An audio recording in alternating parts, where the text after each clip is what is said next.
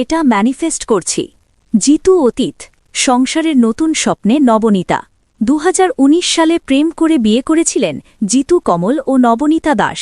তাদের জুটি ছিল ভক্তদের কাছে অত্যন্ত জনপ্রিয়, কিন্তু 2023 সালের মাঝামাঝি আইনি বিচ্ছেদ তাদের সম্পর্ককে নতুন মোড়ে নিয়ে যায়। সেই অধ্যায় পেরিয়ে এখন নবনীতা ধীরে ধীরে এগোচ্ছেন জীবনের নতুন ভাবনা নিয়ে। সম্প্রতি ইনস্টাগ্রামে শেয়ার করা একটি ভিডিওতে দেখা যায় এক নারী স্বামী ও সন্তানকে নিয়ে স্নেহময়ী মুহূর্ত কাটাচ্ছেন। সেই ভিডিও শেয়ার করে নবনীতা লিখেছেন, এটা ম্যানিফেস্ট করছি। স্পষ্ট, তিনি আবারও ভালোবাসায় ভরা সংসার ও মাতৃত্বের স্বপ্ন দেখতে শুরু করেছেন।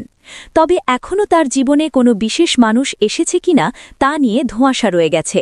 বিভিন্ন সাক্ষাৎকারে তিনি নিজেকে সিঙ্গেল বলেই দাবি করেছেন। মাঝে মধ্যে বন্ধুত্বের সূত্রে নাম জড়ালেও স্থায়ী সম্পর্কের কোনো ইঙ্গিত পাওয়া যায়নি। একসময় জিতুর সঙ্গে জনপ্রিয় রিয়ালিটি শো স্মার্ট জড়িতে অংশ নিয়েছিলেন নবনীতা, কিন্তু কিছুদিন পরই বিচ্ছেদের সিদ্ধান্ত তাদের জীবনকে আলাদা পথে নিয়ে যায়। বিচ্ছেদের কারণ নিয়ে প্রকাশ্যে কিছু না বললেও নবনীতা জানিয়েছেন, ভালো থাকার জন্যই আলাদা হওয়ার সিদ্ধান্ত। তার বক্তব্য ও পোস্টে স্পষ্ট, অভিজ্ঞতা তাকে আরও পরিণত করেছে। কিছুদিন আগে তার শারীরিক অবস্থাও ভক্তদের চিন্তায় ফেলেছিল। জিমের শরীরচর্চার ছবি শেয়ার করার পরই হাসপাতালের বেডে শুয়ে থাকা ছবি পোস্ট করেন তিনি।